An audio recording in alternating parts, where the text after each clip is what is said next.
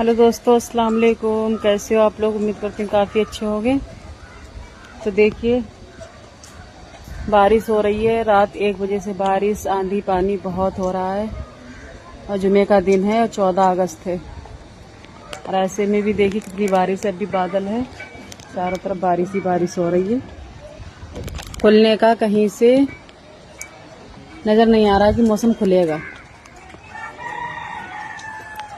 और मैं वीडियो बनाने कहीं जा नहीं पा रही हूँ ऐसे में बारिश में। फिर मेरी तबीयत भी सही नहीं है। अभी इस टाइम देख रहे हो आप लोग कितनी तबीयत खराब रहती है मेरी, कमज़ोर हो गई बहुत ज़्यादा। जिसमें लोग कहते हैं कि घूमने जाती है, वीडियो बनाती है, पैसे तबीयत खराब करती है।